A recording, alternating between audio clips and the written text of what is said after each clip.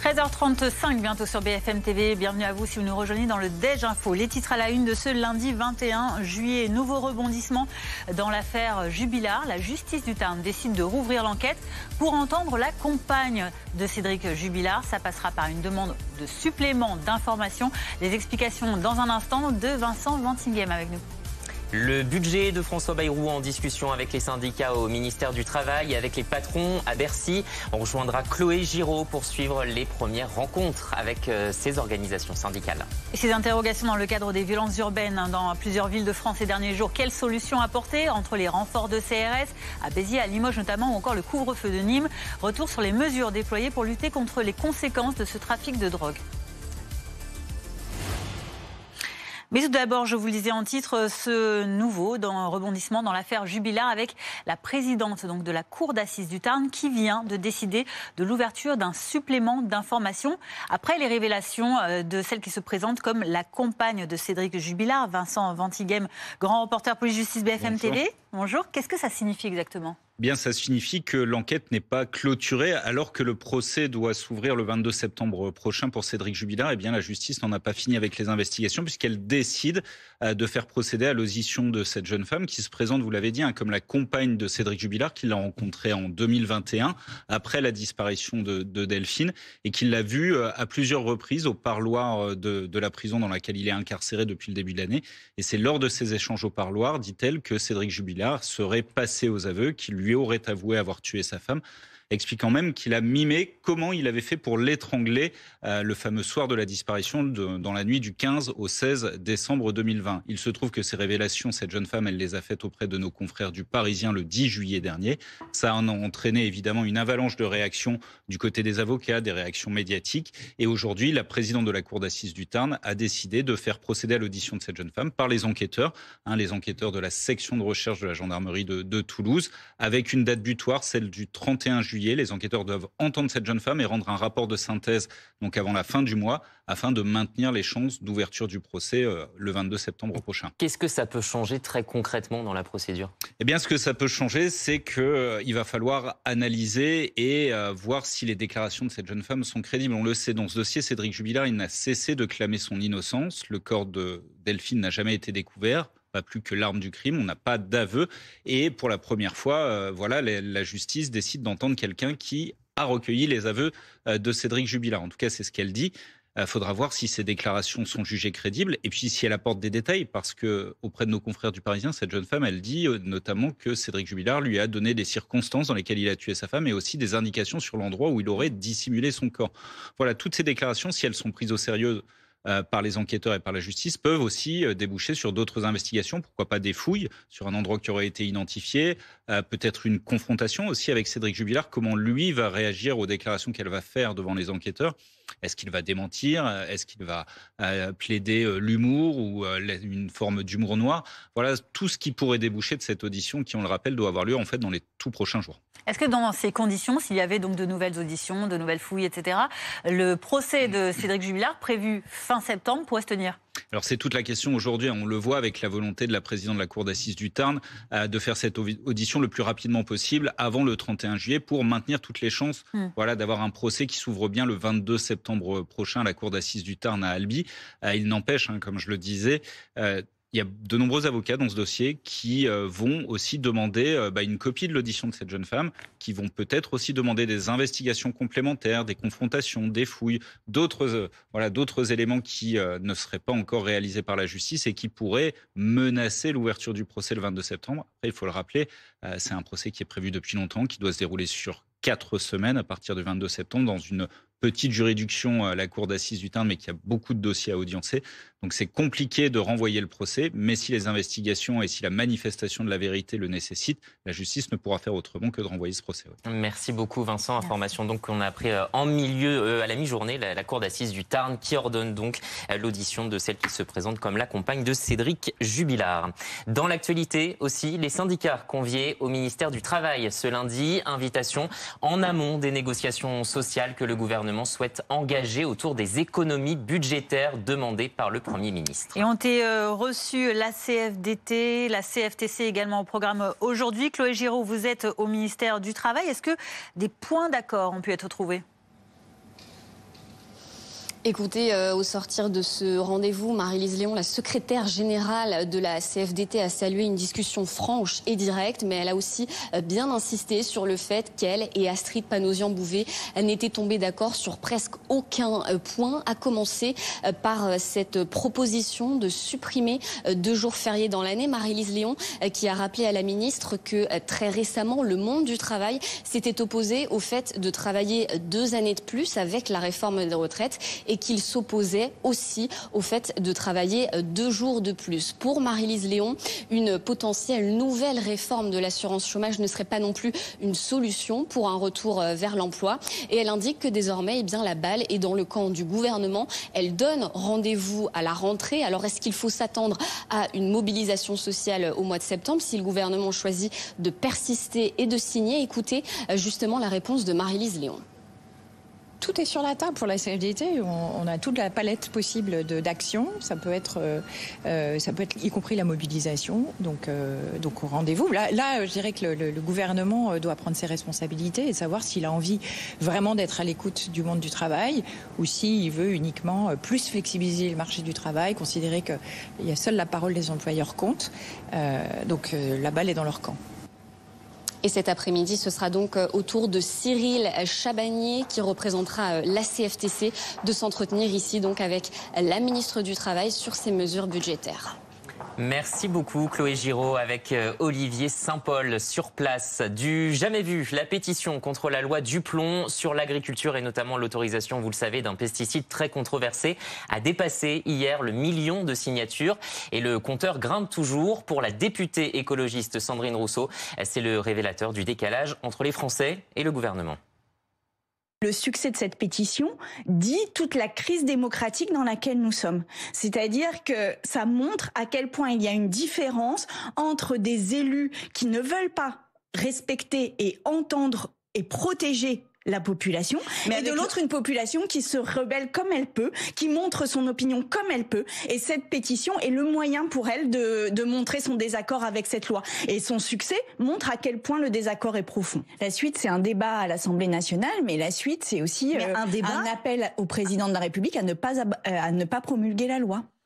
Alexis Cuvillier, on a entendu Sandrine Rousseau qui souhaite l'abrogation de cette fameuse loi Duplon. Est-ce que ça va vraiment se passer dans ces conditions? J'imagine que ce n'est pas aussi simple. En tout cas, ça ne peut pas être aussi simple. Le droit de pétition, il est encadré à l'Assemblée nationale. Le seuil de 500 000 signataires ayant été dépassé, désormais, la conférence des présidents à l'Assemblée nationale a la possibilité, si elle le décide, d'organiser un débat sur la pétition. Attention, ce n'est pas un débat sur la loi. Yaël Braun-Pivet, la présidente de l'Assemblée nationale, était l'invitée de nos confrères de RMC ce matin. Elle explique qu'elle souhaite cette inscription à l'ordre du jour au regard du débat suscité et du nombre de signatures, mais la décision revient à la conférence des présidents. Sous-entendu, il faudra qu'au sein de cette conférence des présidents, qui rassemble les présidents de groupes à l'Assemblée nationale, il y ait une majorité qui accepte que cette pétition soit au moins discutée. Pour ce qui est de la loi en tant que telle, Yaël Braun-Pivet, elle défend le Parlement et elle disait ce week-end qu'elle avait du mal à imaginer qu'on puisse renoncer à un texte de loi qui a été voté. On a été au bout du processus parlementaire sur cette loi tant décriée, cette loi dite Duplon. En revanche, il y a tout de même encore des possibilités d'évolution. D'abord, la loi est toujours soumise en ce moment à son contrôle de constitutionnalité. Le Conseil constitutionnel doit se prononcer, il se prononcera au mois d'août. Ensuite, le président de la République, toujours en vertu de la Constitution, a des possibilités de faire autrement avec le texte de loi. Il peut choisir de ne pas le promulguer. C'est un geste fort, mais il peut. Ça peut éventuellement aussi se terminer avec une nouvelle discussion à l'Assemblée nationale. Et au Parlement, ça, le président de la République peut le faire. Nous ne savons pas du tout si c'est la ligne qu'il choisira. En attendant, on en est en ce moment au stade du contrôle de la constitutionnalité. Et nous verrons si, au moment de la reprise des travaux parlementaires, il y a un accord pour que cette pétition soit examinée. Et vous l'avez vu à l'instant où l'on se parle, cette pétition a atteint 1 345 357 signatures, très précisément. Merci beaucoup Alexis pour ces précisions. Retour au calme cette nuit à Béziers grâce aux renforts policiers engagés dans le quartier de la Devèze. Oui, ça a constitué une quarantaine de CRS déployés après ces nouveaux heurts dans la nuit de samedi à dimanche et l'incendie notamment d'un appartement sur fond de trafic de drogue et quelques interpellations à la clé cette nuit. Laura Corbeau, Margot Sèvres, Stéphanie Zinati. Alors que le quartier de la Devèze se réveille à peine, Marie-Josée sort de chez elle. Depuis 55 ans, elle habite ici dans ces immeubles de Béziers, là où dans la nuit de samedi à dimanche, policiers et pompiers sont tombés dans un guet-apens, dans cet appartement visé par un tir de mortier. Du jamais vu pour cette habitante qui a du mal à comprendre cette flambée de violence, totalement décomplexée. Avant, c'était bien, on vivaient tous ensemble, mais là, ça devient invivable. Ils sont tous en cercle, là, en train de se passer les joints, en train de fumer. On les voit, tout le monde les voit. Des bandes de jeunes installées au pied des immeubles, que croise régulièrement cette habitante qui a souhaité rester anonyme. Quand vous allez à la poste, vous avez quelques jeunes assis sur des chaises, en train de dealer, à la vue de tous. On ne sait pas si on doit être abordé pour de la drogue ou quoi, si on va nous arracher notre sac, voilà, c'est ce sentiment-là. Pour tenter de rassurer ses habitants, le préfet a décidé de déployer des effectifs de sécurité supplémentaires dans le quartier. Alors toute la nuit, une soixantaine de policiers, aidés par la CRS 81 spécialisée dans les situations urbaines d'urgence, ont patrouillé. L'idée, c'est qu'on les voit sur la voie publique et puis aussi, comme juste à côté, de contrôler les personnes dont on peut se demander quelles activités ils font dans la rue à cette heure-ci. En tous les cas, faire en sorte de dire aux trafiquants que ce soir, il n'y a pas de deal. En tout, plus d'une dizaine de personnes et 25 véhicules ont été contrôlés. 3 personnes ont été interpellées. Et à Nîmes, c'est un couvre-feu pour les moins de 16 ans qu'a décrété la préfecture du Gard pour venir à bout des nombreuses fusillades de ces 15 derniers jours sur fond encore de règlements de compte liés au trafic de stupéfiants. La mesure commence donc ce soir à 21h jusqu'à 6h du matin et ce pendant au moins 2 semaines. Oui, mais avec quelle efficacité? Car comme à Nîmes ou à Saint-Ouen en région parisienne depuis jeudi, de plus en plus de communes, vous allez le voir, tentent d'encadrer et de protéger les jeunes par ce type de couvre-feu. Retour d'expérience avec Hilal El Aflahi et Blandine Dalena. Dans la nuit de vendredi à samedi, une centaine de personnes cagoulées et armées a défié les forces de l'ordre à Limoges. Et ce, malgré un couvre-feu imposé par la municipalité aux mineurs de moins de 13 ans pendant toutes les vacances scolaires. Le bilan pour le moment, il n'est pas bon. On a eu des manifestations de jeunes dont personne n'a pu les intercepter et les arrêter. Donc le couvre-feu n'a servi à rien. Et si on n'a pas la police pour les faire respecter en face, ça ne sert à rien. Et pourtant, le nombre de villes sous couvre-feu se multiplie. Par exemple, à Saint-Ouen, depuis jeudi dernier, les jeunes de moins de 16 ans doivent rester chez eux entre 23h30 et 6h du matin. Les mamans, les papas, ils vous disent « merci, on soutient totalement cette décision ». Les familles dans les milieux populaires et dans les classes moyennes, une bonne partie d'entre elles, malheureusement, n'ont plus les moyens de leurs ambitions éducatives et c'est la raison pour laquelle la puissance publique doit les accompagner. Mais pour que le couvre-feu soit efficace, il faut aussi mettre en place des initiatives d'éducation et de prévention pour la jeunesse, selon cet ancien instructeur du RAID. Et je crois que c'est essentiel. Si on n'arrive pas à faire ça, on ne s'en sortira jamais. On sera toujours en réaction et les forces de l'ordre seront toujours en réaction sur tous ces sujets. À Nîmes, un couvre-feu est instauré à partir de ce soir. Selon le préfet du Gard, cette mesure permet de protéger les enfants des narcotrafiquants qui pourraient les enrôler. Et on poursuit à 13h48 avec l'actualité à l'étranger. En Ukraine, de nouvelles frappes russes ont eu lieu cette nuit, malgré la proposition de Volodymyr Zelensky d'organiser cette semaine de nouveaux pourparlers avec Moscou. Après les échecs des 2 dernières négociations de juin à Istanbul, les attaques ont fait au moins un mort à Kiev et plusieurs blessés. Des dégâts ont également été recensés dans les régions d'Ivano-Frankivsk à l'ouest ou encore de Kharkiv au nord-ouest. Au total, ce sont plus de 420 drones et 24 missiles russes qui ont frappé le sol ukrainien.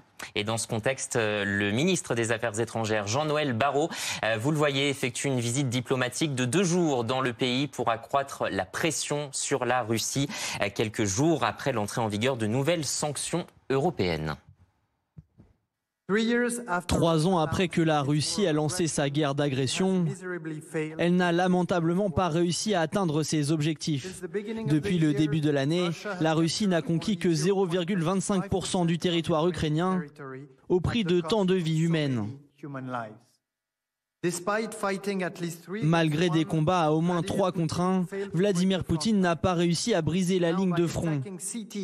En attaquant les villes et les zones résidentielles, il tente de briser le moral ukrainien, mais renforce au contraire votre détermination. Et le temps presse avec l'ultimatum des 50 jours fixés par le président Trump qui arrivera dans quelques semaines. Patrick Sauce, avant de revenir sur cette visite du ministre des Affaires étrangères et de l'Europe français à Kiev, il y a cette réaction du Kremlin après la sollicitation de Volodymyr Zelensky de reprendre les négociations. Le Kremlin qui a estimé qu'il faudrait beaucoup de travail pour obtenir des avancées dans ces négociations de paix. Oui, malheureusement, il y a un air de déjà-vu dès lors qu'il s'agit de la personne de Volodymyr Zelensky qui insiste pour une reprise des négociations. Il y a un revers de main qui est balayé par le Kremlin. Le Kremlin, à chaque fois, dit très officiellement lancer le retour des négociations. Il fonctionne simplement comme ça, mais à ses propres conditions qui, effectivement, pour le coup, on ne peut pas donner tort à Dmitry Peskov, le porte-parole du Kremlin ce matin, qui dit que les positions des Ukrainiens et des Russes sont diamétralement opposées. Je rappelle la position russe, c'est l'annexion complète des 4 territoires qui sont en partie dont la Crimée, alors ça fait 5 du coup, mais les 4 territoires sur, je dirais, l'Ukraine quasiment continentale, ainsi que la démilitarisation totale du pays, ainsi que l'arrêt de l'aide militaire occidentale, voire le recul des pays de l'OTAN. Donc évidemment, c'est totalement inacceptable pour le plan de paix ukrainien. La façon de répondre de Dmitry Peskov, évidemment, montre que les Russes n'ont absolument aucune intention de se remettre sérieusement à la table des négociations. Malheureusement, la guerre continue. Bon, ce déplacement de Jean-Noël Barrot, on l'a vu à l'instant, qu'est-ce que ça peut changer? Est-ce que ça peut faire quand même avancer les choses? Ça fait avancer les choses du côté ukrainien, en tout cas du côté du soutien à la population française, européenne. L'idée est de maintenir là aussi cette pression et ce soutien alors que vous avez une fébrilité qui vient notamment des États-Unis. On ne sait toujours pas à l'heure actuelle quel type d'armes ou quel type de munitions va être envoyé selon la volonté de Donald Trump. On sait aussi désormais que ce que Donald Trump peut donner, il peut le reprendre quasiment de la même main. Et l'idée était effectivement de montrer que la France est au soutien de l'Ukraine. Ça vaut au niveau de la conférence des ambassadeurs qu'on a pu voir lorsqu'on a entendu en anglais le ministre des Affaires étrangères. Ça vaut aussi pour le soutien pour la suite, puisque cet après-midi, il se rendra à Tchernobyl, sur le site de l'ancienne centrale nucléaire, qui avait été évidemment victime d'un accident, mais surtout qui a été la première prise symbolique de l'armée russe qui a voulu vraiment jouer sur les peurs sur le nucléaire. La peur du nucléaire qui reste toujours présente, non pas pour Tchernobyl, mais toujours pour Zaporijjia. Merci beaucoup pour ce point de situation. Patrick Sauce, évidemment, on finira de suivre cette visite de Jean-Noël Barrot en Ukraine sur nos différentes éditions. On revient maintenant, si vous n'avez pas pu louper ce phénomène sur les réseaux sociaux, c'est devenu viral, ce concert du groupe Coldplay qui a exposé le patron d'une grosse entreprise américaine pris en flagrant délit d'adultère avec sa DRH. Andy Byron, c'est son nom, qui vient de démissionner de son entreprise. On en parle avec vous, Steven Bellery, bonjour, chef du service culture de BFM TV. Rappelez-nous déjà la genèse de tout ça. Comment ça a commencé cette image virale qui a fait le tour des réseaux sociaux ce week-end. On est mercredi dernier au Gillette Stadium à Boston, dans le Massachusetts. Le groupe Coldplay est de passage dans sa tournée mondiale Music of the Spheres Tour. Et comme chaque soir, il y a ce qu'on appelle une kiss cam. C'est un vrai phénomène aux États-Unis, une caméra qui se promène, parfois au début des matchs de baseball, parfois à une entracte de spectacle, et on met en scène les amoureux, ceux qui s'enlacent. Pour le coup, c'est un moment qui se répète chaque soir dans les concerts de Coldplay. Ça s'appelle le Jumbotron Song, où Chris Martin, le chanteur de Coldplay, improvise en fait des chansons qu'il invente en voyant des scènes comme ça qui se passent à l'écran. Problème, à un petit moment, voilà, la caméra se fixe sur 2 amoureux légèrement surpris de se voir à l'écran géant devant 60 000 personnes. On regarde. Yeah. Oh, look at these two. All right, come on. You're okay? Oh, what? Either they're having an affair or...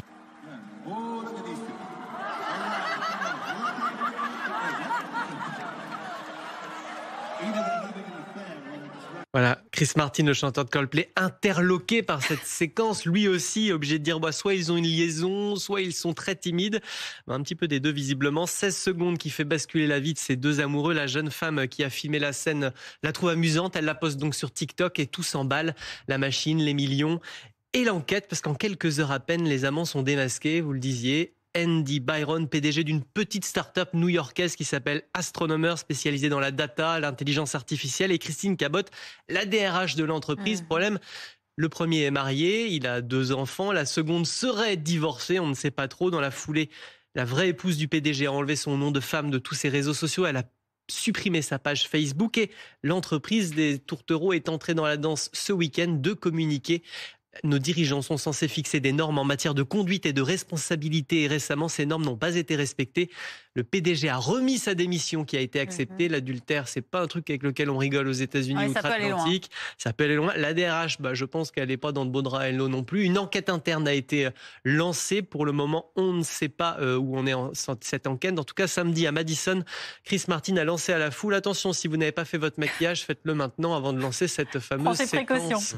Incroyable histoire. On va aller plus loin d'ailleurs avec vous, Raphaël Grabli, rédacteur en chef adjoint de Tech & Co, parce que ça pose beaucoup de questions sur l'intelligence artificielle. C'est l'IA qui a exposé ces personnes. C'est vraiment un danger naissant pour notre vie privée à tous. Oui, il y a plusieurs éléments qui sont très intéressants dans cette affaire. Effectivement, il y a l'IA qui peut être utilisée pour reconnaître des gens et c'est extrêmement puissant. Vous mettez la photo de quelqu'un que vous ne connaissez pas.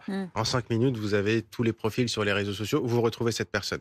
Mais il y a un sujet qui est bien plus général, c'est celui de la vie privée en général, de façon beaucoup plus large. C'est-à-dire, qu'est-ce qui se passe quand je suis personnellement à un concert avec éventuellement quelqu'un avec qui je ne suis pas censé être et qu'on me filme. Alors, aux États-Unis, les lois sont assez larges en matière de vie privée, mais en France, ça pourrait poser problème de faire ça. Alors, effectivement, quand on va dans un concert, notamment quand on achète un ticket, même si, je parle sous le contrôle de Steven, les kiss cam, ce type de pratiques sont très peu répandues en France. En théorie, ce sera écrit probablement dans les conditions générales de vente. Vous assistez à ce concert, probablement que vous pourrez un jour, à un moment, être filmé et voir votre image diffusée dans le stade. Par contre, l'étape qui est un petit peu plus problématique, et c'est la seconde dont parlait Steven, c'est cette jeune femme qui filme l'écran. En fait, le problème, c'est le moment où ça sort du stade. Et là, j'ai contacté la CNIL, le gendarme des données personnelles, qui m'a expliqué qu'en France, ça pourrait être illégal, ça pourrait être une atteinte à la vie privée. C'est-à-dire qu'une fois que c'est dans le stade, c'est dans les conditions générales de vente. On accepte de jouer le jeu. Par contre, le fait de filmer ce qui est diffusé à l'écran et là, de le diffuser sur les réseaux sociaux, ça pourrait poser problème au regard du droit européen, d'ailleurs, qui protège la vie privée. Ce qui se passe dans le stade devrait rester dans le stade. Exactement. Merci beaucoup à vous deux. La météo. La météo avec fleuronindustrie.com. Isolation thermique par l'extérieur pour réduire vos dépenses énergétiques et embellir votre maison. C'est la météo avec Écran, une routine solaire exclusive qui protège votre peau avant et la répare après avec Viteox 80. Écran, bien plus qu'une protection.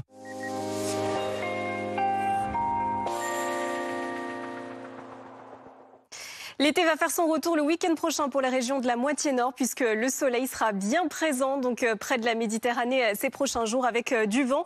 Avec une poussée anticyclonique pour ce mardi, la dépression qui nous a influencé ces derniers jours donc se décale, elle remonte progressivement vers la mer du Nord avec cette dégradation qui a donné de nombreux passages nuageux, des averses orageuses et de fortes pluies donc ces dernières heures sur l'est et le sud-est du pays. Alors ce mardi, on retrouve un ciel variable sur les régions de la moitié nord, un petit peu plus nuageux, c'est vrai, sur le nord-est tout au long de la journée.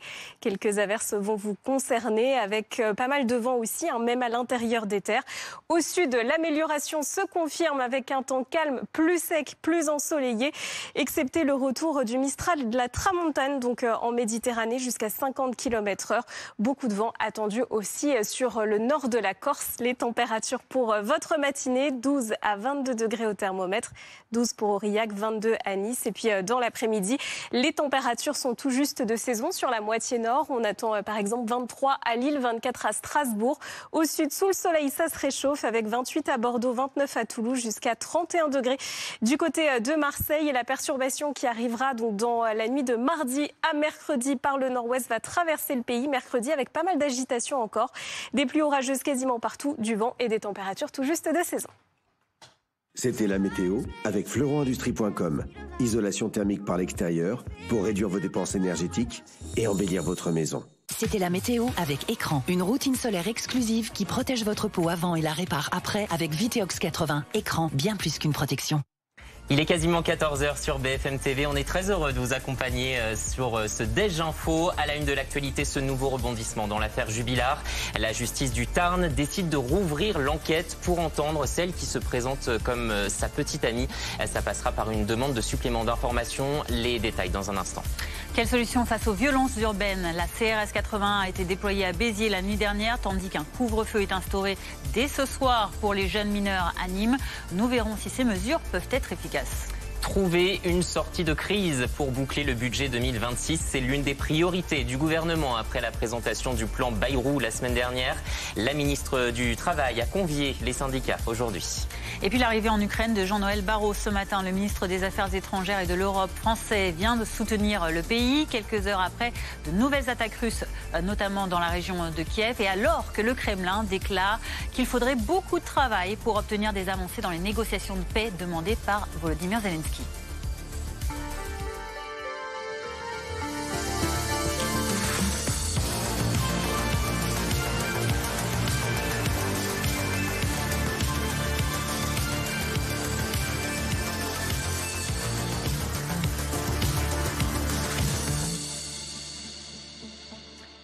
Et l'actualité ce lundi, c'est donc ce nouveau rebondissement dans l'affaire Jubilard. Celle qui se présente comme la petite amie de Cédric Jubilard va être entendue par les enquêteurs. On va s'y arrêter avec vous. Pauline Revenaz, bonjour. Bonjour. Chef du service police-justice de BFM TV. Elle avait affirmé dans une interview que Cédric, lui, aurait avoué le meurtre de sa femme. Elle l'a annoncé dans une interview donnée à nos confrères du Parisien, c'était le 10 juillet dernier, et elle explique que Cédric Jubilard, lors d'un parloir à la prison de Toulouse, lui aurait mimé l'acte d'étranglement. Il m'a dit avoir étranglé Delphine et a imité sur moi le geste qu'il aurait fait pour la tuer. Il s'est placé dans mon dos, il a posé une main sur mon front et il a fait une clé de coude avec l'autre bras disponible.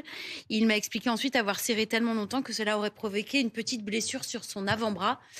Sachez que cette petite blessure, elle a été retrouvée par les médecins qui avaient examiné Cédric Jubilard peu après, où lui avait expliqué qu'il s'était blessé en posant un parquet flottant. Ce qu'il faut retenir, c'est que la présidente de la cour d'assises a donc décidé d'accéder, c'est une demande qui avait été formulée par plusieurs avocats des différentes parties, d'entendre donc cette jeune femme qui aurait recueilli, pour l'instant je mets un conditionnel, ses aveux. Et évidemment, les gendarmes de la section de recherche de Toulouse, ils vont l'auditionner avant le 31 juillet. Il y a un rapport qui va être rendu. Et les questions, j'ose espérer, vont être plus précises, encore plus précises que lors de l'interview, parce qu'il y a notamment une zone géographique, une zone de géolocalisation. Rappelons que le corps de Delphine Jubilard n'a jamais été retrouvé depuis la nuit où elle a disparu. Et que Cédric Jubilard, son conjoint, donc, doit être jugé à partir du 22 septembre à Albi devant la cour d'assises. Donc toute la question est là, avec ce supplément d'information. Est-ce que la justice a le temps de rouvrir, d'entendre et ensuite de faire un rapport et de le donner aux différentes parties, à savoir que les différentes parties ont le droit ensuite de faire des observations et de demander de nouveaux actes d'enquête. Et là, je parle sous le notre invité, de Maître Lévy. Exactement. Grégory Lévy, bonjour, vous êtes avocat au bureau de Paris. Merci d'avoir accepté notre invitation. Donc, on a rappelé le cadre de ce supplément d'information qui a été demandé et qui permettrait donc d'auditionner cette femme. Qu'est-ce que ça changerait dans la procédure ? Absolument tout. C'est-à-dire que, vous l'avez parfaitement rappelé, l'instruction est terminée dans ce dossier et les magistrats instructeurs avaient décidé de renvoyer Cédric Jubilard devant la cour d'assises. On se trouve aujourd'hui dans cet espace-temps entre fin de l'instruction et ouverture du procès en septembre. Donc logiquement, il ne se passe rien dans cet intervalle-là. Et puis, les journalistes du Parisien ont révélé cette information qui est évidemment décisive et qui convainc la présidente de la cour d'assises, ce qui est relativement rare en pratique, alors qu'elle est dans un intervalle où il ne se passe rien, où finalement ce sont les congés d'été, les vacances judiciaires aussi, et puis la cour devait se composer, la cour d'assises en septembre, eh bien de provoquer un complément d'information, un supplément d'information, c'est la même chose, pour aller auditionner cette jeune femme qui a parlé aux journalistes. Et l'auditionner dans des conditions beaucoup plus procédurales, c'est-à-dire à des enquêteurs qui vont pouvoir lui poser des questions, prendre note de ses réponses, les vérifier, etc., etc., mais dans un intervalle très court, puisque, a priori, la cour d'assises va ouvrir le procès courant septembre. Donc, on n'avait pas le temps d'attendre finalement, et cette période estivale va servir à cela. L'objectif, c'est bien de maintenir cette date de procès au 22 septembre. Oui, parce qu'on n'ouvre pas une session d'assises comme ça tous les 4 matins. Parce qu'on n'ouvre pas une session d'assises comme ça tous les 4 matins. Il faut composer un jury, il faut convoquer des greffiers, l'avocat général, un remplaçant, etc. Donc c'est lourd comme logistique. Et cet événement-là est décisif pour être rapide et en terminer. Si vous voulez, la présidente de la cour d'assises, me semble-t-il, a pris une excellente décision. Elle a évité que cette révélation ne sorte pendant le procès. Pendant le procès d'assises, qu'un avocat ou un tiers vienne jeter ça à la barre et puis qu'on ne puisse pas investiguer sur ces propos et qu'on les prenne finalement pour argent comptant. Face à l'enjeu de ce dossier, c'est impossible. Donc il fallait sous-peser, vérifier ces propos-là dans le cadre d'un complément d'information. Merci beaucoup d'avoir été avec nous. Merci pour votre éclairage. Merci Pauline. Également, on va prendre maintenant la direction de Béziers où la nuit a été plus calme après ce guet-apens entendu aux pompiers et aux forces de l'ordre ce week-end. Un appartement a été incendié, touché par un mortier d'artifice. Et tout cela dans un quartier particulièrement concerné par le trafic de stupéfiants. Laura Cambo, on vous retrouve sur place où la CRS 81 a été déployée toute la nuit dernière avec quelques interpellations à la clé.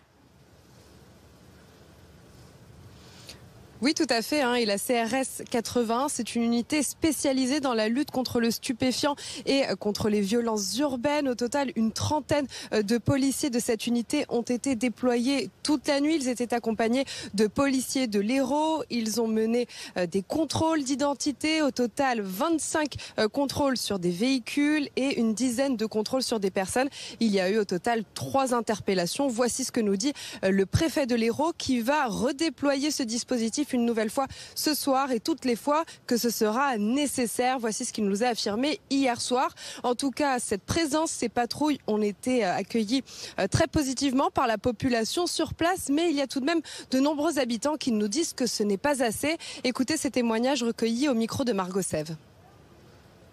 Ça fait 55 ans que j'habite là de Vèze et que jamais j'ai vu des trucs comme ça. Ça n'existait pas avant, ça c'est sûr. Là, je ne sais pas ce que c'est, s'ils ont le diable au corps ou quoi, je n'en sais rien. Mais ça devient impossible, impossible. Je pense que la police, elle est présente, mais pas suffisamment et pas quand il faut. Pas quand il faut surtout, voilà. On a peur quand on vient dans n'importe quel commerce. Les patrouilles, c'est bien, mais c'est un temps donné. Les habitants de ce quartier de la Devèze qui restent marqués par les violences qui se sont déroulées dans la nuit. Entre samedi et dimanche, des policiers ont été pris dans un guet-apens dans la rue où nous nous trouvons. Quand ils sont arrivés sur place, des jeunes cagoulés leur ont tiré dessus avec des mortiers d'artifice. Et il y a l'un de ces mortiers d'artifice qui a terminé dans cet appartement. Ça a causé l'incendie de l'appartement qui appartient à une femme, à ses enfants. 9 personnes ont dû être relogées.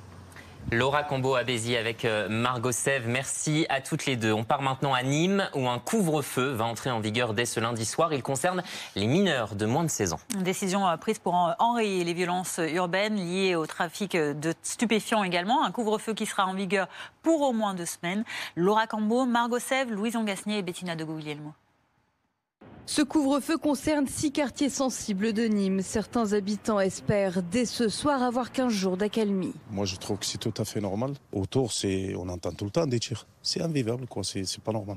C'est une bonne chose, comme ça au moins ça permet de les protéger. Si déjà pendant 15 jours ça permet d'avoir un quartier le soir tranquille, même pour les habitants, on les prend. À partir de 21h ce soir et jusqu'à 6h du matin, les mineurs de moins de 16 ans devront être chez eux. Une mesure en vigueur pendant 15 jours, renouvelable si nécessaire.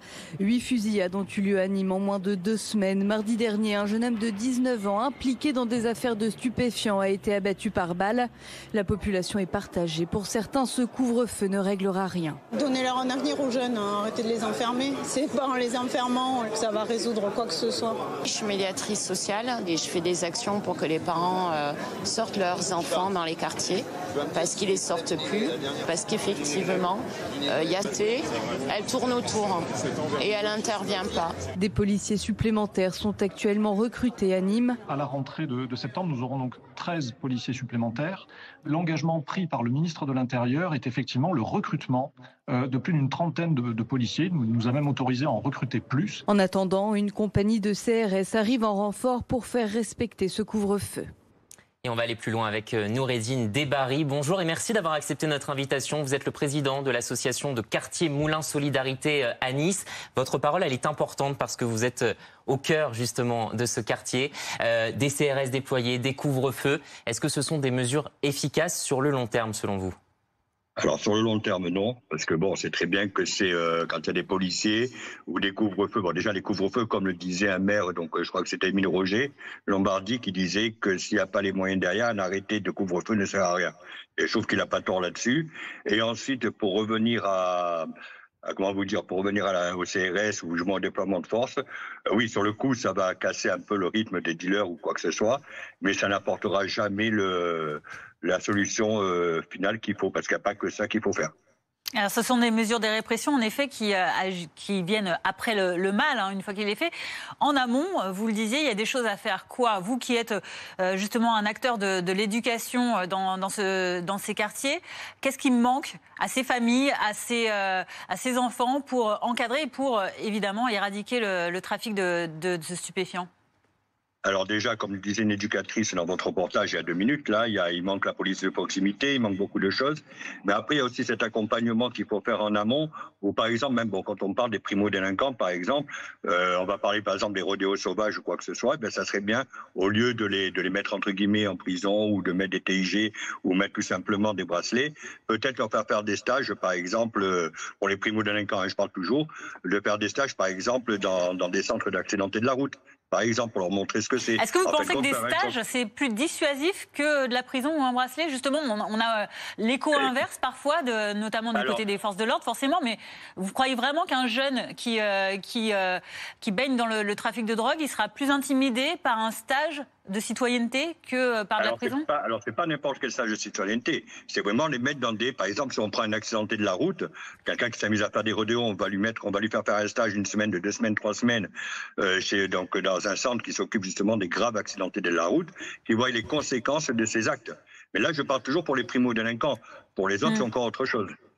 Est-ce qu'il n'y a pas aussi une problématique autour de l'éducation ? Je vous pose la question très ouvertement, mais est-ce que les parents prennent suffisamment leur part ? Alors, les parents prennent leur part, sauf que maintenant, si on se repère à quelques années en arrière, il ne faut pas oublier qu'une chose, c'est que maintenant les parents ont peur des services sociaux. Parce qu'un enfant, il peut dire qu'il a été battu, qu'il a été machin, donc il y a des conséquences qu'il y a derrière. On a fait en sorte de tellement protéger. Alors attention, il ne faut pas dire ce que je n'ai pas dit. On a tellement fait de brider l'éducation des enfants que maintenant les enfants font à peu près ce qu'ils veulent, entre guillemets. Et il n'y a plus de cadre réel pour les enfants, que ça soit. Et après, il ne faut pas oublier une chose, les parents travaillent beaucoup maintenant, vu la situation, on travaille très tard le soir, ou du moins finissent tard. Il ne faut pas oublier que l'école finit vers 17h au maximum pour certaines scolarités. Et de 17h à 19h, que font-ils les enfants ? Ils peuvent faire des choses. S'ils ne sont pas accompagnés derrière, si derrière il n'y a pas des associations qui peuvent s'occuper d'eux. Et comme le disait, si on ne les sort pas des quartiers, quand on les laisse voir les mêmes choses, je suis désolé, mais on ne pourra pas... il faut faire tout ce qui est en amont. La délinquance qui arrive maintenant n'est pas d'aujourd'hui.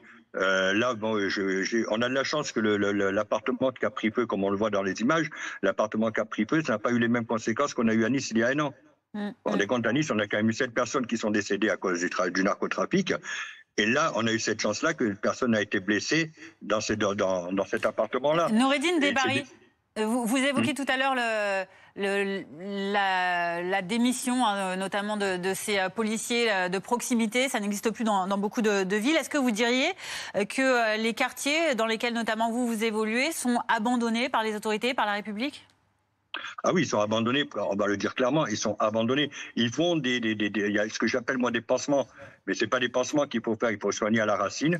Et ça, c'est des choses qu'on ne fait pas. Il y a plus de, si vous regardez bien, au niveau des associations, on n'a plus des associations qui puissent faire du travail convenablement. On supprime, là pour l'instant, je vais prendre l'exemple de Nice. Bon, ils ont mis en place la Gaïda, donc la Gaïda qui est la garde, une sécurité privée entre guillemets. Mais est-ce qu'il faut faire que de la répression ou est-ce qu'il faut travailler en amont aussi sur le mal? Parce que tant qu'on ne travaille pas sur le mal, ça ne servira à rien. Et après, je vais revenir sur une chose. On a le problème donc du narcotrafic. Et le narcotrafic, et ça, tout le monde est d'accord, que ce soit les policiers, que ce soit tout le monde, tout ce qui est drogue douce, entre guillemets, maintenant, moi, je pense qu'on n'a plus le choix que de légaliser. Mais légaliser, bien fait, avec un super encadrement. Merci. Et rien que de légaliser, ça peut rapporter 2 à 3 milliards à l'État.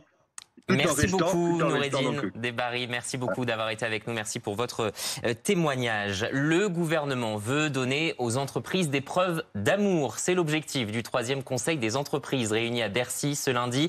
Antoine Forestier, vous êtes sur place pour BFM TV. Le mot d'ordre, c'est le dialogue pour boucler le budget 2026. Oui, cette réunion entre les ministres et les organisations patronales a été l'occasion de débriefer les annonces de François Bayrou de la semaine dernière. Le Premier ministre qui a présenté son plan de redressement pour économiser 43,8 milliards d'euros. Un moment difficile pour l'économie du pays, selon Éric Lombard, le ministre de l'économie, qui a parlé de preuves d'amour à apporter aux chefs d'entreprise. Il a réitéré sa volonté de ne pas augmenter les charges qui pèsent sur eux l'an prochain. Je vous propose de l'écouter. Il y a une concurrence très forte de l'ensemble des pays et puis il y a ce dialogue difficile avec les États-Unis d'Amérique sur les droits de douane. Et c'est la raison pour laquelle, dans le budget que le Premier ministre a présenté la semaine dernière, il était absolument essentiel de protéger les entreprises, de ne pas augmenter la fiscalité, de ne pas augmenter les charges qui pèsent sur elles, parce que la compétitivité, c'est la meilleure façon de développer notre économie, de continuer à créer des emplois et à protéger l'avenir. Les organisations patronales sont ressorties assez satisfaites de ces échanges avec les ministres, même si le contexte économique reste incertain. Il y a cette menace des États-Unis d'appliquer des droits de douane à 30% à partir du 1er août prochain. Des négociations sont en cours avec l'Union européenne, négociations compliquées mais pas totalement perdues, nous soufflait un conseiller tout à l'heure. Le ministre de l'économie a d'ores et déjà indiqué qu'il se réservait le droit de prendre des contre-mesures si jamais Donald Trump allait jusqu'au bout de son projet. L'actualité à l'étranger, en Ukraine notamment, où après les demandes de Volodymyr Zelensky de renouer avec les négociations de paix avec la Russie, le Kremlin estime aujourd'hui qu'il faudrait beaucoup de travail pour obtenir des avancées dans ces négociations. Preuve en sont ces frappes de la nuit dernière que vous voyez sur ces images, avec notamment 4 districts de Kiev touchés et 1 mort au moins dans la capitale et plusieurs blessés. Des incendies ont éclaté également dans une école maternelle. Et c'est dans ce contexte que le ministre des Affaires étrangères français, Jean-Noël Barrot, effectue une visite diplomatique de 2 jours dans le pays pour accroître la pression sur la Russie, quelques jours après l'entrée en vigueur donc de nouvelles sanctions européennes contre la Russie. 3 ans après que la Russie a lancé sa guerre d'agression, 3 ans après que la Russie a lancé sa guerre d'agression, elle n'a lamentablement pas réussi à atteindre ses objectifs. Depuis le début de l'année, la Russie n'a conquis que 0,25% du territoire ukrainien. Au prix de, malgré des combats à au moins 3 contre 1, Vladimir Poutine n'a pas réussi à briser la ligne de front. En attaquant les villes et les zones résidentielles, il tente de briser le moral ukrainien, mais renforce au contraire votre détermination. Et le temps presse avec l'ultimatum des 50 jours fixés par le président Trump qui arrivera dans quelques semaines. On prend la direction des États-Unis avec cette situation toujours très embarrassante pour Donald Trump, le président américain qui peine à s'extirper de ces révélations, ces rapports passés avec Jeffrey Epstein, le pédocriminel. Avec Patrick Sauce, de nouvelles révélations ces dernières heures. Donald Trump, en tout cas, s'en est pris, lui, à Barack Obama sur son réseau social. Oui, en reprenant notamment des interviews de Tulsi Gabbard. Il faut vraiment s'arrêter sur ce personnage. Je crois que je l'ai notamment des interviews de Tulsi Gabbard. Il faut vraiment s'arrêter sur ce personnage. Je crois que je n'ai pas d'autre nom parce que c'est une ancienne représentante de la circonscription d'Hawaï, représentante démocrate. Elle était proche du clan Obama pendant des années et puis elle a totalement j'allais dire presque vrillé, en tout cas changé de logiciel, est devenue totalement pro-russe, pro-Donald Trump et anti-Barack Obama. Et comme elle était pro-Donald Trump, sa loyauté à payer, elle est devenue directrice du renseignement national. Et c'est en cette qualité que cette fin de semaine, ce week-end, elle a accusé Barack Obama d'avoir voulu fomenter un coup d'État, rien de moins que ça, un coup d'État contre Donald Trump qui allait certainement gagner la présidence d'ingérence de la Fédération de Russie et qui a bien aidé Donald Trump à gagner. Il n'a pas eu besoin que de ça, mais en tout cas les preuves d'ingérence étaient là. Eh bien pour les Trumpistes, c'est faux, c'est même une tentative de coup d'État, voire de la traîtrise de la part d'un président des États-Unis. Le fait est que l'idée est de totalement dévier le sujet, puisque ce qui concernait Donald Trump jusque-là était bien cette affaire Epstein. Encore une fois, il a été élu sur cette promesse de candidat qui est d'ouvrir à peu près tous les dossiers qui étaient sujets à toutes les théories du complot, les assassinats des frères Kennedy, de Martin Luther King, et donc cette affaire de Jeffrey Epstein avec la mort du principal accusé qui s'est pendu, mais est-ce qu'il n'avait pas été mort ou assassiné parce qu'il renfermait dans ses secrets, dans ses carnets, des secrets qui pouvaient éclabousser à peu près toute la classe politique. Le problème, c'est que dans la classe politique, il pouvait y avoir Donald Trump, et c'est lui-même qui a dit, écoutez, on n'a pas forcément besoin de faire la lumière sur absolument tout, il n'y a pas de secret, et il se retrouve avec une base politique qui lui demande désormais des comptes, et c'est depuis quelques jours des contrefeux de partout. Le fait est que tout le ramène à chaque fois à l'affaire Epstein. Rappelons-le, en étant tout à fait transparent, que Donald Trump n'a pas été inquiété du tout sur le plan légal, mais sur le plan moral, ça se retourne toujours contre vous lorsque vous êtes aux États-Unis. Parce que brièvement, on peut rappeler que l'épisode précédent, c'était Donald Trump versus Wall Street Journal qui l'accusait pour montrer les liens qu'il a avec Jeffrey Epstein, notamment d'avoir réalisé un dessin. Le Wall Street Journal, qui est un journal sérieux parmi les journaux sérieux, qui est aussi, et ça c'est important de le nommer, qui est propriété de Rupert Murdoch, qui est un ancien grand ami de Fox News et du New York Post, qui a été un grand ami de la famille Trump, mais qui ne l'est plus forcément, et puis surtout qui laisse en fait le Wall Street Journal travailler. Il y a des preuves selon le Wall Street Journal, et même avec une plainte annoncée par Donald Trump qui n'a pas été déposée avec 10 milliards de dollars de dommages et intérêt, qui reste sur ses positions puisque ces journalistes ont fait leur travail. Merci Patrick Sauce. Tout de suite, la chronique éco. Votre programme avec Lazerostop, centre stop tabac proche de chez vous. Plus d'infos sur lazerostop.com.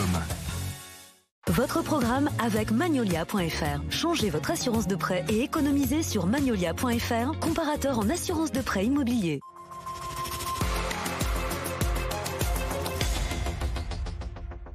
Des trains low cost plus lents mais beaucoup moins chers que la moyenne. Voilà la recette du succès de l'offre Ouigo classique lancée il y a 3 ans par la SNCF. Des billets entre 10 et 49 € seulement, 19 villes desservies et quelques 4,5 millions de voyageurs déjà séduits.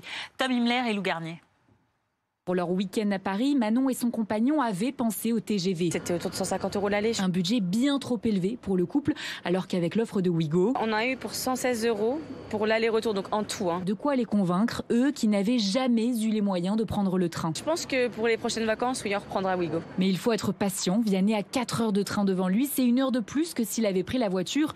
Pour lui, ça en vaut quand même la peine. Ça met un des transports les plus écologiques pour les longs trajets à disposition. Si on a une vision à long terme pour la planète, 4 heures de train, c'est pas grand-chose. Une lenteur qui en décourage certains. Virginie arrive tout droit de Laval avec son bébé. Le trajet lui a coûté 30 €, une économie qui nécessite quelques sacrifices. Il n'y a pas d'espace enfant, il n'y a pas de voiture-bar non plus. 3 heures de trajet, quand il y a un enfant en bas âge qui leur passe, ça peut paraître long. Donc, je me dis que peut-être que c'est plus intéressant de payer un peu plus et d'avoir gagné quand même en confort. Au total, chaque ligne réalise 3 allers-retours par jour. C'était votre programme avec Lazerostop, centre stop tabac proche de chez vous. Plus d'infos sur lazerostop.com.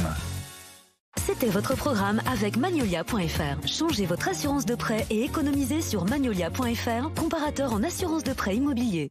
Restez avec nous dans un instant, on reviendra sur ce nouveau rebondissement dans l'affaire Jubilard. La justice vient de décider de rouvrir l'enquête pour entendre celle qui se présente comme la petite amie de Cédric Jubilard. Restez avec nous, votre Déj Info se poursuit, à tout de suite.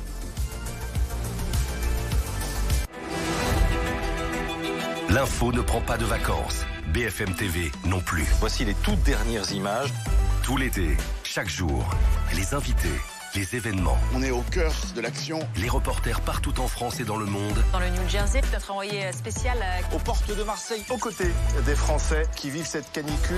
Se mobilisent pour vous informer en temps réel. Nos reporters sont à vos côtés en direct sur BFM TV. BFM TV est à vos côtés tout l'été. BFM TV, première sur l'info.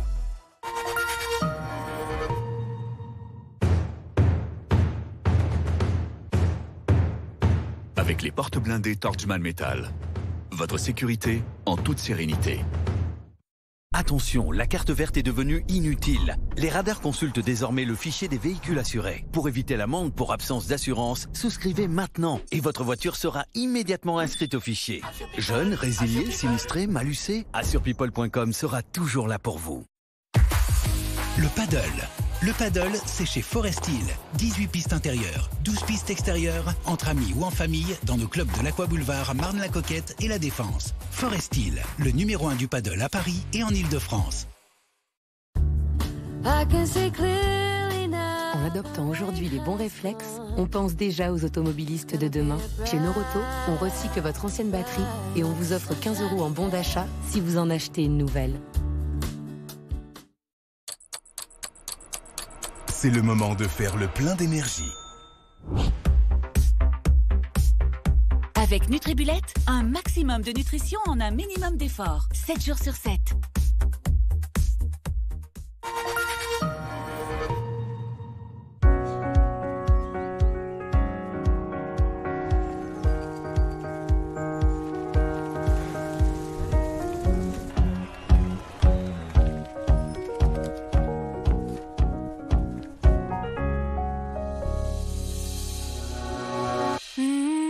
Groupama est là et soutient les passionnés de vélo.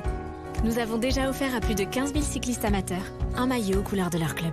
Groupama, toujours là pour moi.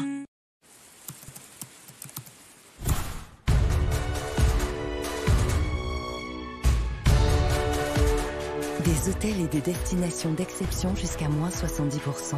Voyage privé, l'évasion commence ici. Découvrez nos offres et laissez-vous séduire par le Pérou.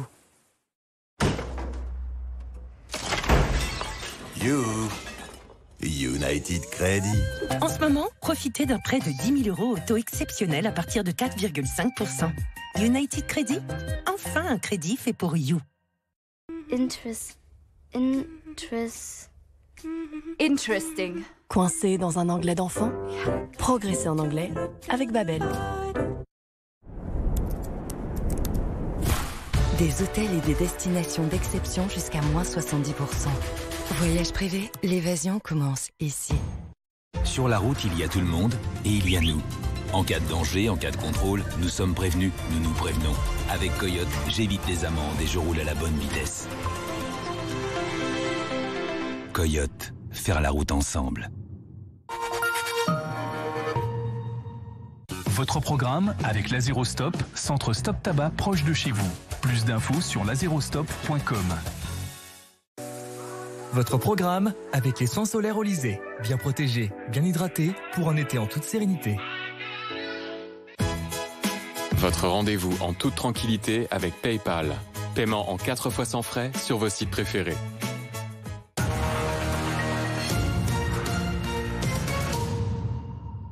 La météo avec fleuronindustrie.com. Isolation thermique par l'extérieur pour réduire vos dépenses énergétiques et embellir votre maison. C'est la météo avec Écran, une routine solaire exclusive qui protège votre peau avant et la répare après avec Viteox 80. Écran, bien plus qu'une protection.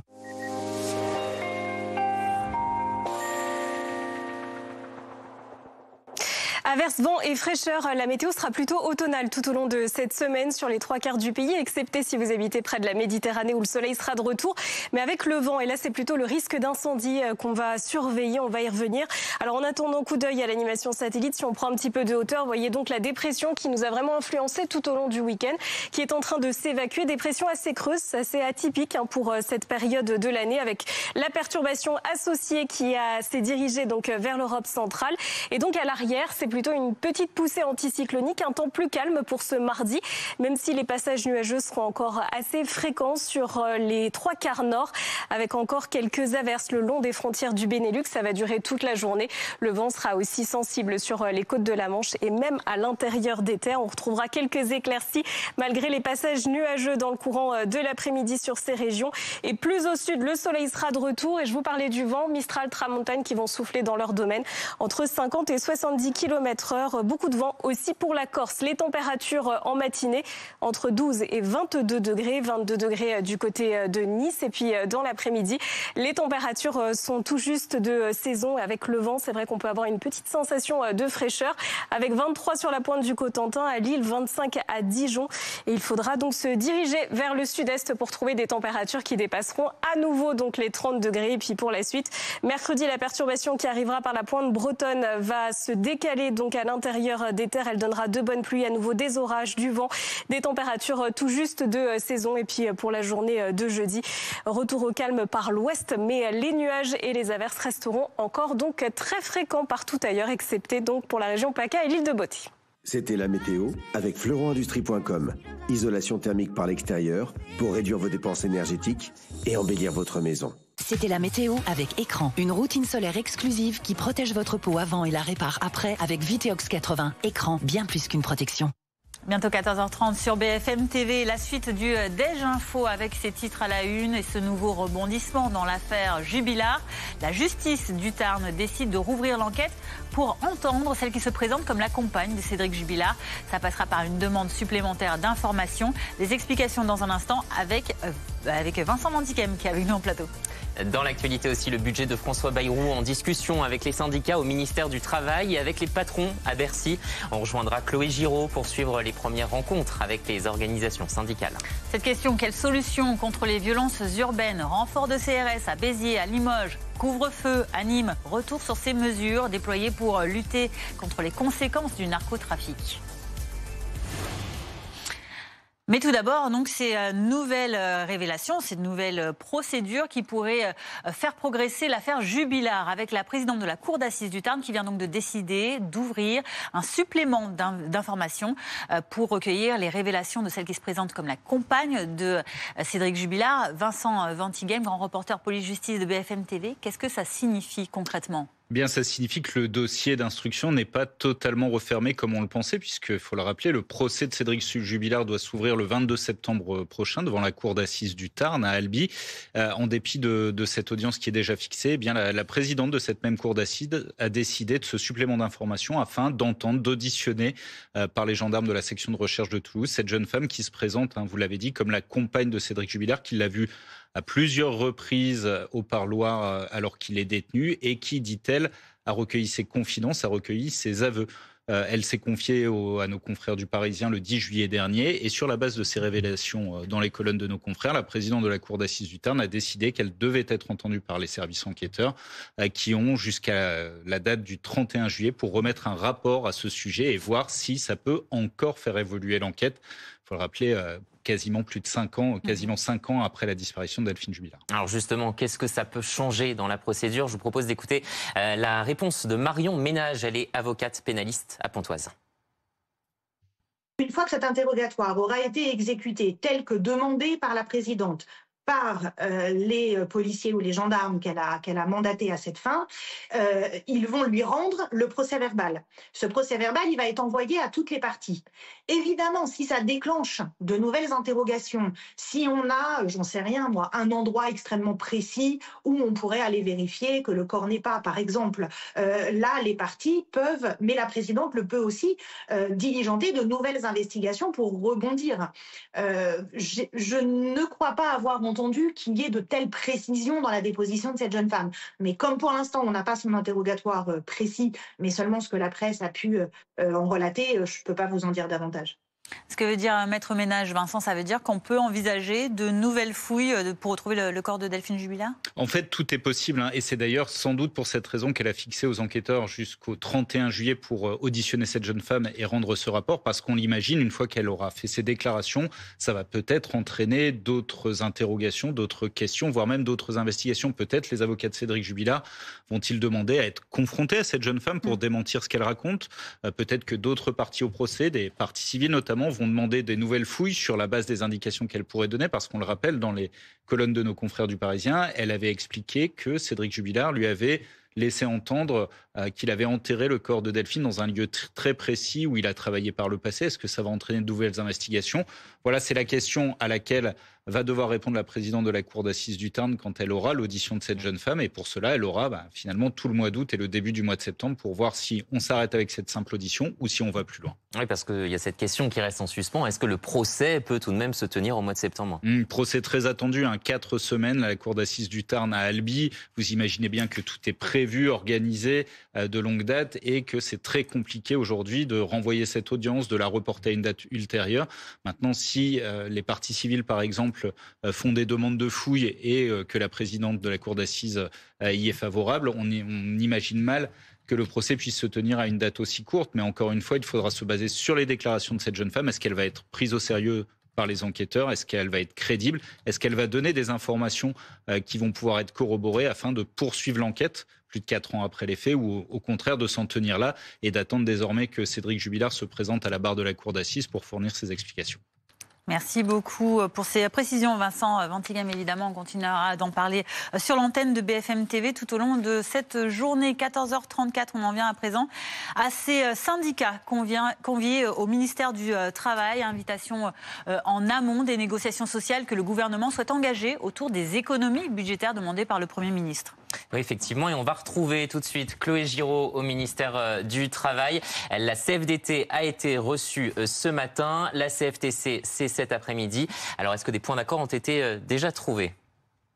Au sortir de ce rendez-vous, Marie-Lise Léon, la secrétaire générale de la CFDT, a salué une discussion franche et directe, mais elle a aussi bien insisté sur le fait qu'elle et Astrid Panosyan-Bouvet n'étaient tombées d'accord sur presque aucun point, à commencer par cette proposition de supprimer 2 jours fériés dans l'année. Marie-Lise Léon qui a rappelé à la ministre que très récemment, le monde du travail s'était opposé au fait de travailler 2 années de plus avec la réforme des retraites et qu'il s'opposait aussi au fait de travailler 2 jours de plus. Pour Marie-Lise Léon, une potentielle nouvelle réforme de l'assurance chômage ne serait pas non plus une solution pour un retour vers l'emploi.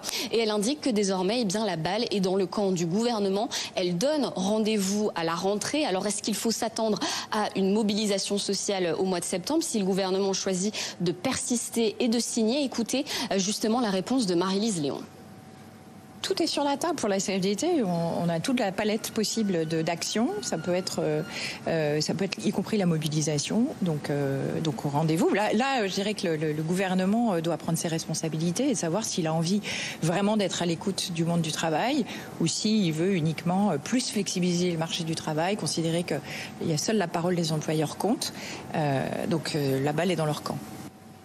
Et cet après-midi, ce sera donc au tour de Cyril Chabagnier qui représentera la CFTC de s'entretenir ici donc avec la ministre du Travail sur ces mesures budgétaires.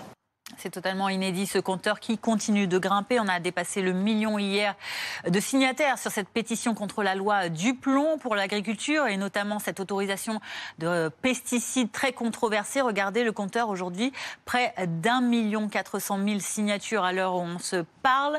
Et ça, sur RMC ce matin, la présidente de l'Assemblée nationale, Yaël Braun-Pivet, l'a commenté. Elle est favorable à l'ouverture d'un débat dans l'hémicycle sur cette pétition. Moi, j'ai exprimé le souhait qu'elle soit inscrite à l'ordre du jour de l'Assemblée nationale. Ça n'est pas de mon ressort, c'est pas une décision d'Yaël Braun-Pivet, c'est une décision de la conférence des présidents après que la commission ait statué. Donc, vous voyez, il y a une procédure à respecter. C'est le principe d'une démocratie.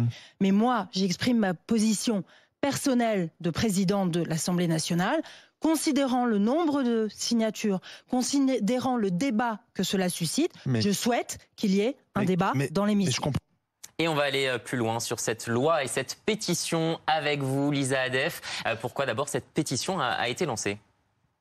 Les plus d'1 million de signataires de la pétition appellent à l'abrogation immédiate de la loi et elle est décrite comme une aberration scientifique, aberration éthique, environnementale et sanitaire. Parce qu'avec la loi du plomb, un pesticide va être réintroduit, l'acétamipride, utilisé notamment pour la production de betteraves. Il se diffuse dans toute la plante pour la protéger des insectes ravageurs, dont les insectes pollinisateurs, pour lesquels il est donc nocif. Il est banni depuis 2018. Ce pesticide appartient à la famille des néonicotinoïdes. Considéré comme un boulet au pied de l'agriculture française, ce sont les mots du sénateur Duplon. Ce pesticide est autorisé au niveau européen. En Italie, par exemple, son utilisation est autorisée jusqu'à au moins 2033. En Allemagne, en Pologne, en Espagne ou encore en République tchèque, l'acétamipride est utilisé directement sur les plants. Et pour le sénateur Duplon, l'interdire en France, c'est faire courir une concurrence déloyale aux agriculteurs français. Alors Lisa, pourquoi la France a interdit ce pesticide ? Parce qu'il présente une forte toxicité. Selon l'Autorité européenne de sécurité des aliments et 2 récentes études, l'acétamipride pourrait être neurotoxique pour le développement des enfants. Une étude expérimentale a aussi prouvé que la molécule peut provoquer des cancers du sein. Et il y a également une forte présomption de lien entre l'exposition à ce pesticide et plusieurs cancers, prostate, leucémie, des lymphomes, auxquels s'ajoutent des maladies neurodégénératives comme la maladie de Parkinson par exemple. Alors la question que tout le monde se pose, Lisa, est-ce que cette pétition, elle peut changer quelque chose ? Pas vraiment. Une pétition à 500 000 signatures ouvre la possibilité d'un débat à l'Assemblée nationale si les signatures sont issues d'au moins 30 départements, ce qui est le cas ici. Mais attention, possibilité d'un débat, ça ne veut pas dire obligation de débat et encore moins abrogation de la loi. L'Assemblée peut aussi décider de débattre uniquement de la pétition sans réexaminer la loi du plomb sur le fond. Retour du calme cette nuit à Béziers grâce à ces renforts policiers qui ont été engagés dans le quartier de la Devèze. Oui, une quarantaine de CRS ont été déployés après de nouveaux heurts dans la nuit de samedi à dimanche et l'incendie d'un appartement sur fond de trafic de drogue. Quelques interpellations à la clé. Laura Cambeau, Margot Sève avec Stéphanie Zenati. Le quartier de la Devèze se réveille à peine. Au pied des immeubles, quelques habitants se croisent. Là où dans la nuit de samedi à dimanche, policiers et pompiers sont tombés dans un guet-apens, dans cet appartement visé par un tir de mortier. Du jamais vu pour cette habitante qui a souhaité rester anonyme et qui vit ici depuis 40 ans. Chaque jour, en descendant de chez elle, elle voit ces bandes de jeunes postées au pied des immeubles. Quand vous allez à la poste, vous avez quelques jeunes assis sur des chaises, en train de dealer, à la vue de tous. On ne sait pas si on doit être abordé pour de la drogue ou quoi, si on va nous arracher notre sac, voilà. C'est ce sentiment-là. Pour tenter de rassurer ses habitants, le préfet a décidé de déployer des effectifs de sécurité supplémentaires dans le quartier. Alors toute la nuit, une 60aine de policiers, aidés par la CRS 81 spécialisée dans les situations urbaines d'urgence, ont patrouillé. L'idée, c'est qu'on les voit sur la voie publique et puis aussi, comme juste à côté, de contrôler les personnes dont on peut se demander quelles activités ils font dans la rue à cette heure-ci. En tous les cas, faire en sorte de dire aux trafiquants que ce soir, il n'y a pas de deal. En tout, plus d'une dizaine de personnes et 25 véhicules ont été contrôlés. 3 personnes ont été interpellées.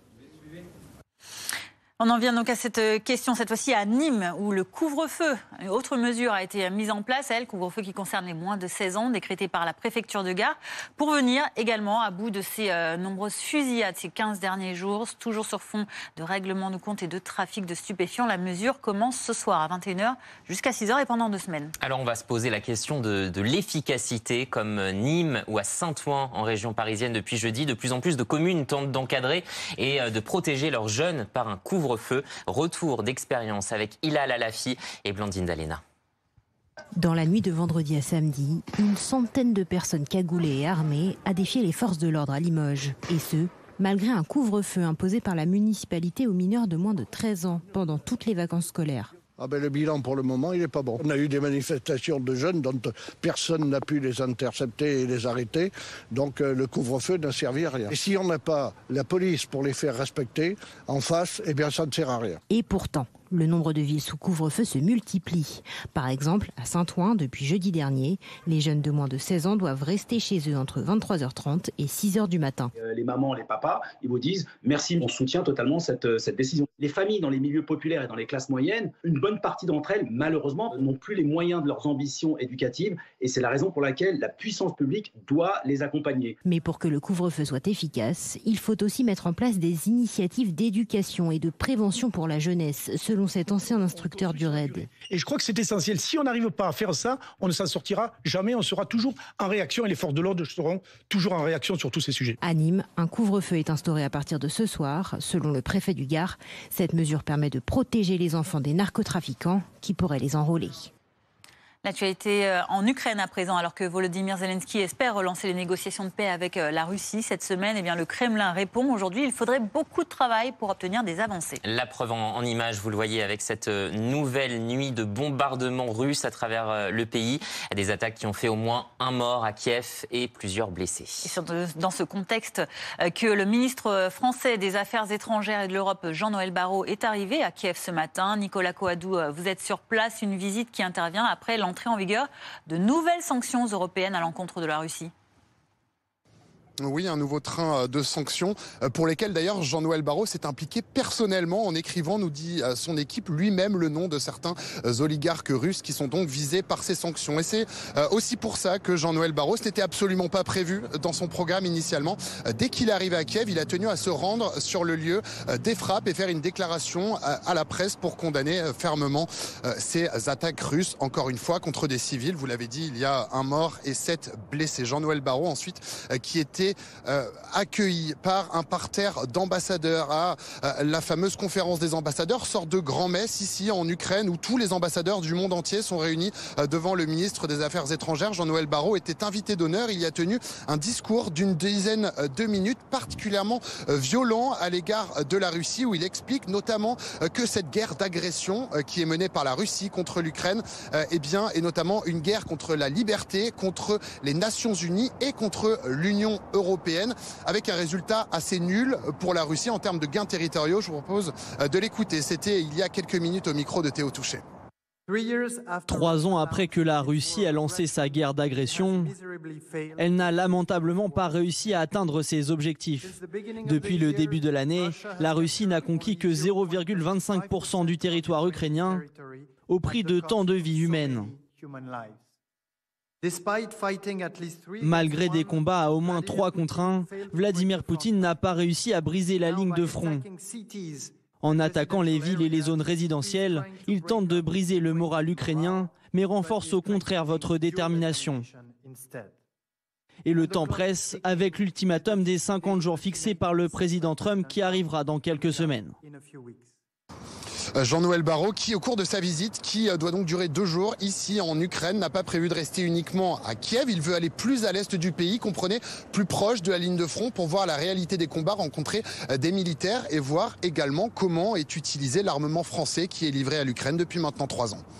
Patrick Sauce, avant de revenir sur cette visite du ministre des Affaires étrangères et de l'Europe français à Kiev, il y a cette réaction du Kremlin après la sollicitation de Volodymyr Zelensky de reprendre les négociations. Le Kremlin qui a estimé qu'il faudrait beaucoup de travail pour obtenir des avancées dans ces négociations de paix.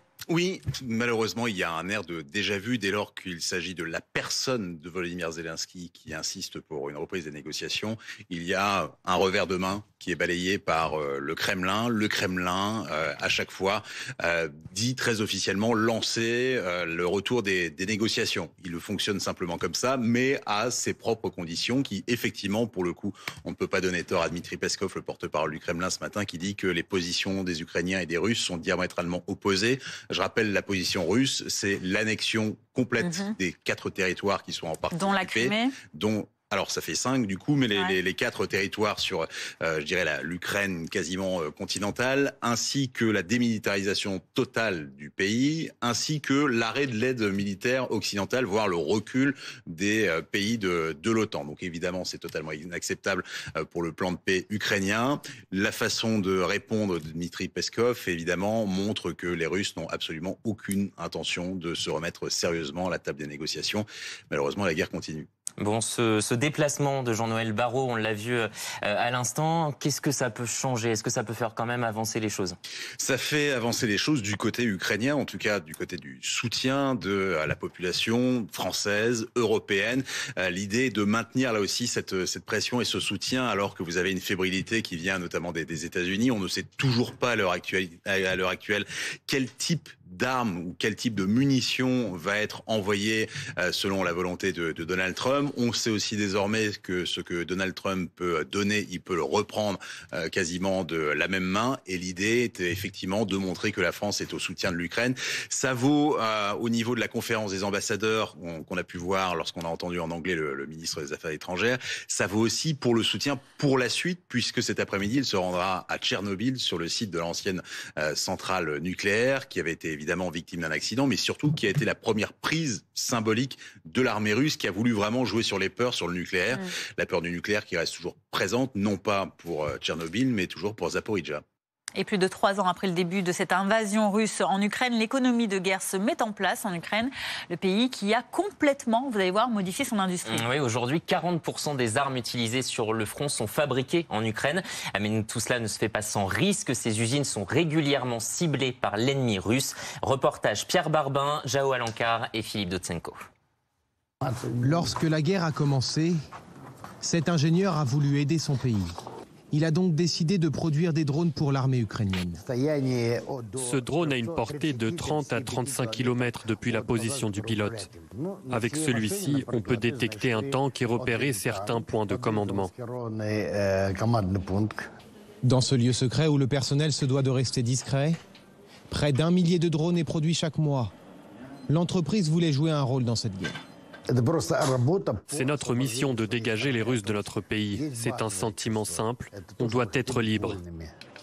Selon Volodymyr Zelensky, 40% des armes utilisées sur le front sont aujourd'hui fabriquées en Ukraine. L'industrie du pays joue désormais un rôle dans cette guerre, mais ce n'est pas sans risque, loin de là. Depuis 1 an, cet Ukrainien conçoit des caméras thermiques pour l'armée. Mais face à la menace, il refuse de montrer son lieu de travail. Nous sommes des cibles importantes pour l'ennemi. Il nous chasse. Quelques jours plus tôt, une entreprise similaire à la sienne a d'ailleurs subi une attaque de drones russes. Bien heureusement, c'était la nuit. Personne n'a été tué ni même blessé. Mais la ligne de production a été totalement détruite.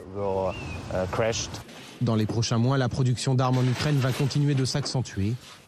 Une manière d'être moins dépendant des autres pays. 14h49, on en vient à présent au réseau social X, anciennement Twitter, qui s'attaque aux autorités françaises à la suite d'une enquête pénale sur des soupçons d'ingérence. Bonjour Raphaël Grabli, rédacteur en chef adjoint de Tech & Co. C'est quoi exactement cette enquête? Alors c'est une enquête qui a été ouverte en début d'année. X, qui appartient à Elon Musk, est soupçonné effectivement d'ingérence.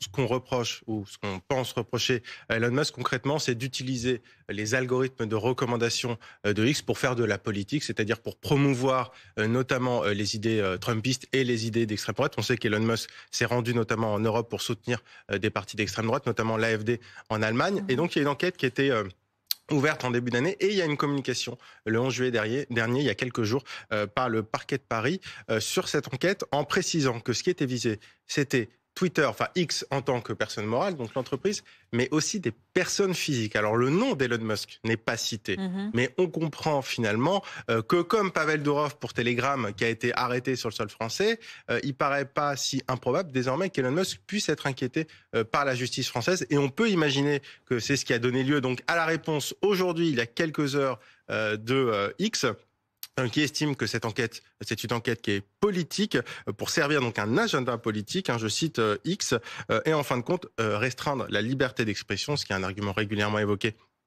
par les équipes de Twitter, de X et Elon Musk. Et pour ces raisons, X n'a pas accédé aux demandes des autorités françaises. Ces demandes des autorités françaises, c'était justement d'accéder aux algorithmes, aux entrailles de X, aux secrets des algorithmes de X. X a refusé, ce qui peut paraître aussi logique parce qu'en fait, X n'est pas basé en France, c'est basé en Irlande pour l'Union européenne. Et donc, en principe, c'est plutôt du ressort de l'Union européenne. Et donc, effectivement, juridiquement, il n'y a pas forcément d'obligation pour cette entreprise de répondre aux autorités françaises. Merci beaucoup, Raphaël, pour ces précisions. L'actualité, ce sont aussi les orages qui ont frappé plusieurs départements du sud-est du pays la nuit dernière. La vigilance a été levée, mais en Saône-et-Loire, le bilan est lourd. Oui, une personne a trouvé la mort après cet épisode. Elle intervenait sur son toit après ces intempéries. Les précisions de Romain Ethuin sur place. Cet orage supercellulaire a été bref mais très intense. Il a surpris beaucoup de monde. Pour vous rendre un petit peu compte de la puissance de cet orage, regardez cette ligne électrique qui a été couchée au sol avec ces arbres qui ont été cassés, déracinés à cause, on l'a dit, de cet orage qui s'est malheureusement avéré meurtrier puisqu'un habitant de la commune est malheureusement décédé en tombant de 5 mètres de haut après le passage de la tempête. Cet homme qui tentait de réparer son toit qui a été abîmé par cette tempête. Malheureusement, il a succombé à ses blessures. On a pu rencontrer un voisin et qui est aussi élu sur la commune qui nous raconte la scène. Écoutez-le. Il est remonté sur le toit à mettre les tuiles et puis il est descendu du toit tranquillement et je pense qu'il a dû louper un barreau de l'échelle et puis il est tombé quoi. Et comme c'était une personne qui était assez costaud, je pense qu'à l'intérieur, quand il est tombé, ça n'a pas dû faire du beau, quoi. Vous l'avez donc entendu, c'est un accident malheureusement tragique, mortel. Un autre accident a aussi eu lieu à 30 minutes d'ici. Un autre retraité qui est lui aussi tombé du toit, qui a été retrouvé dans un état critique, hospitalisé du côté de Chalon-sur-Saône, secteur qui s'est réveillé ce matin avec plusieurs milliers de foyers sans électricité. Ici même où l'on se trouve à Saint-Cyr, ce sont 260 foyers qui n'ont toujours pas de courant. C'est ce que nous indiquait en tout cas le maire que l'on a pu rencontrer ce matin avec, vous l'avez vu, ces lignes électriques qui sont couchées au sol, de nombreux arbres aussi qui ont été cassés. Au total, ce sont 298 interventions qui ont été recensées par les sapeurs-pompiers. Allez, beaucoup plus léger maintenant. J'ai une question pour vous, Fanny. Est-ce que vous aimez le camping ? Plutôt le glamping. Le glamping. Les campings glamour. Nous, on va vous emmener au camping du Pont de l'Étang. C'est dans les Côtes-d'Armor. Marion Russell et Faustine Danzer nous font découvrir ce site naturel classé qui est le plus grand camping municipal de France.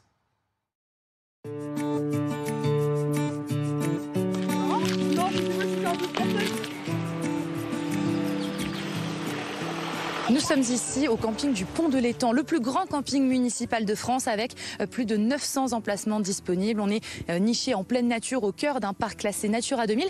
On ira tout à l'heure à la mer, c'est juste à côté du camping. Avant, on va aller voir quelques campeurs. J'en ai vu quelques-uns jouer au Palais Breton. C'est de circonstance, on va les voir. On va se baigner, on va courir et on profite du bon week-end là. On est libre, voilà. On va à la mer direct, il n'y a pas de piscine, ça crie pas. Il n'y a pas de cri, il n'y a rien. On se repose bien. Certains sont de grands habitués. Martine vient depuis 48 ans chaque été et c'est toute la famille qui s'est mise au camping. Parce qu'on aime bien et qu'on peut se mettre où on veut. Comme ça, on peut être tous ensemble parce que là, tout ça, c'est nous. Là. Donc voilà. Bonjour, tout va bien ? Le camping a été créé fin des années 1950 sur une beaucoup plus petite surface. On a des gens de toute la France maintenant, les gens du Sud qui reviennent en Bretagne, qui découvrent la Bretagne. On n'a plus nos sabots et nos chapeaux ronds, sans doute que ça les intéresse, j'en sais rien, mais ça découvre la Bretagne. On a beaucoup d'Allemands, beaucoup de Suisses, beaucoup d'Italiens, beaucoup d'Espagnols, beaucoup de Hollandais. Avec des tarifs entre 4 et 10 € la nuit, les touristes peuvent planter la tente ou garer leur camping-car tout confort. Pour les accueillir, une équipe de saisonniers est en place d'avril à début novembre. Ça fait 5 ans que je suis ici, lui aussi. Et c'est cool comme job d'été ? Ça se passe bien, on a des horaires plutôt sympas, on a forcément une demi-journée de libre et on a un petit peu une ambiance de vacances. De quoi profiter de la plage, toute proche, et les campeurs ne s'y trompent pas. On rentre facilement ou pas trop ? Parce que moi j'ai trempé les pieds, c'était quand même un peu froid. Oui, faut pas traîner, faut y aller, faut se frictionner. Et puis ça va, tout va bien. 19 degrés dans l'eau ce jour-là, 26 dans l'air. Le camping XXL en pleine nature séduit chaque année plus de 20 000 vacanciers. Merci d'avoir suivi le Déj Info. Dans un instant, l'après-info avec Pauline Simonet. Mais avant ça, Le Temps et Virginie Husson. On vous donne rendez-vous demain, midi 15h. Oui, avec plaisir. Très belle journée sur BFM TV. À demain.